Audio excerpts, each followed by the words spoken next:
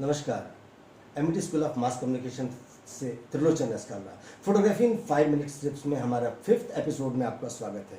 आज हम खास तौर पे बात करने जा रहे हैं बर्ड फोटोग्राफी की, जो बहुत ही चैलेंजिंग होती है। बर्ड फोटोग्राफी में अगर एक बार आपको इसका जुनून चढ़ गया तो मेरा दावा है कि आपको इसका नशा हो जाएगा। चिड़िया को ढूंढना, बर्ड फोटोग्राफी, पक्षी फोटोग्राफी को शूट करने के लिए, पक्षी को शूट करने के लिए आपको बहुत टाइम स्पेंड करना पड़ता है, क्योंकि और इसके लिए पेशेंस भी बहुत चाहिए और आपको भटकना भी बहुत पड़ता है, क्योंकि पेशेंस का दूसरा नाम ही फोटोग्राफी है। बर्ड फोटोग्राफी के लिए खास तौर पे आपको फोटोग्राफी इन 5 मिनट्स टिप्स में आप जान लें आपको क्या चाहिए। सबसे पहले आपको चाहिए एक लॉन्ग फोकल लेंथ का जूम लेंस, जो कि 70 से 200 हो सकता है, 55 से 200, 55 से 250, 55 से 300 मिलीमीटर, 70 से 300 मिलीमीटर, या आपके पास थोड़ा और अच्छा पैसा हो तो आप 100 से 400 मिलीमीटर का लेंस ले सकते हैं।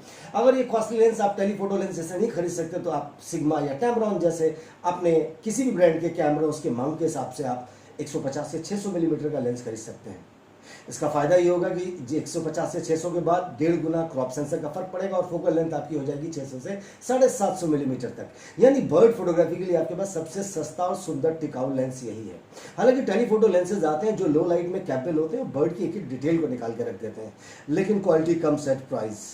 तो अगर हमारी पॉकेट अलाउ नहीं करती तो हम अपनी कीमत में ही, यानी ये जो किट आप सामने देख रहे हैं इसकी कीमत 1 लाख रुपए है, आप आराम से अपना शौक पूरा कर सकते हैं। बर्ड फोटोग्राफी के लिए अब जानिए, सबसे पहले आपने जाना आपके पास एक सुपर टेलीफोटो लेंस होना चाहिए। उसके बाद आपकी नज़र तेज होनी चाहिए, आप चिड़ियों को ढूंढ सकें, चिड़ियों के प्रति आपके मन में मोहब्बत हो और आप उनकी हर डेली लाइफ को, एक्टिविटी को, उड़ते बैठते दाना चुगते, अब पानी के बीच में इर्द गिर्द वेटलैंड्स पे आप उन्हें शूट करने के लिए पैशनेट होंगे तो आपको बर्ड दिखना शुरू हो जाएंगी। शुरुआत में इसके कुछ नतीजे आपको निराश कर सकते हैं कि बहुत वक्त लगता है, लेकिन जब आपको चिड़िया मिलती हैं तो फिर ये जुनून बढ़ता जाता है। तो जानिए आज फोटोग्राफी टिप्स इन 5 मिनट्स में आपने जाना super telephoto lens bird photography के लिए बहुत जरूरी है। कई बार चिड़िया बहुत पास में होती है, कई बार बहुत दूर, जैसे बर्ड मेरे लेंस से बहुत दूर है और इस समय अगेंस्ट लाइट है, उड़ भी रही है। अब इसके साथ मुझे क्या करना चाहिए? लेंस के बाद दूसरी टेक्निक ISO मैंने यहाँ पे यूज किया 800 ISO।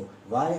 आप सोचेंगे डे लाइट में 100 ISO की बजाय आपने 800 को यूज़ किया, क्योंकि मुझे उड़ती हुई बर्ड्स को शूट करने के लिए, उनके एक्शन को फ्रीज करने के लिए मुझे हाईएस्ट शटर स्पीड चाहिए थी, तो इसलिए ISO 800 ISO लगाने के बाद मुझे जो शटर स्पीड मिलती है वो है 1/1000 सेकेंड, 1/1250 सेकेंड, 1/2000 सेकेंड तक। और मेरा शूट मोड है शटर पैरिटी मोड, यानी अगर आप दूसरा कैमरा यूज करते हैं कैनन तो उसमें ये मोड होगा टाइम वैल्यू के नाम से, और अगर आप नाइकॉन यूज करते हैं तो उसके अंदर होगा शटर पैरिटी मोड से। यानी अब आपने ISO 800 सेट किया, शटर पैरिटी मोड सेट किया और अब कैमरा रेडी हो चुका है। सिर्फ आपको अपने ऑटो फोकस पॉइंट सेट करने हैं और मीटरिंग मोड, और आप सब्जेक्ट को चेज करना शुरू कर दीजिए। बर्ड की फोटोग्राफी के लिए ऑप्शन आते हैं सिंगल शॉट और कॉन्टिन्यूस शॉट के, तो आप सिंगल शॉट की जगह चुने कॉन्टिन्यूस, और उसके अलावा कॉन्टिन्यूस ये शॉट का ऑप्शन चुनने के बजाय ऑटो फोकस का आप मेथड भी चुने, ऑटो फोकस का ये मोड चुने कॉन्टिन्यूस ऑटो फोकस। ये लगातार व्यू फाइंडर में दिखने वाले सब्जेक्ट को फोकस करता है। इस तरह से आप देखते हैं दूर ये छोटी से छोटी बर्ड भी आपके फ्रेम में आती हैं। कंपोजिशन फिर आपके ऊपर आता है, क्या आप शूट करते हैं, क्या आपको दिखता है। तो ये है फोटोग्राफी टिप्स इन 5 मिनट्स में आपने जाना लेंस कौन सा हो, ISO कौन सा हो, शूट मोड कौन सा चुने, और व्हाइट बैलेंस खासतौर पर उस पर डे लाइट चुना है सनी मोड पे।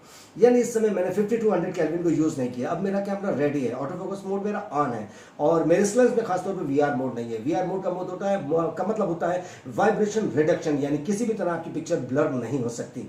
लेटेस्ट कैमरों में इसकी फ्रीडम बहुत है, लेकिन जितना गोल्ड डालेंगे उतना ही मीठा होगा। तो ये सारी पिक्चर्स में आप जानेंगे कि हमने ये टिप्स क्या करी। तो सबसे पहले आपने जाना लेंस कौन सा यूज किया, ISO स्लाइड में क्या यूज किया, शटर पैरिटी मोड हमने यूज किया, और उसके बाद वाइट बैलेंस कौन सा मोड यूज किया, फोकस पॉइंट कौन से रखे, उसके बाद फिर आपने नजर से देखना शुरू कर दिया। यकीन मानिए घंटों आपको लेंस होल्ड करने की आदत होनी चाहिए।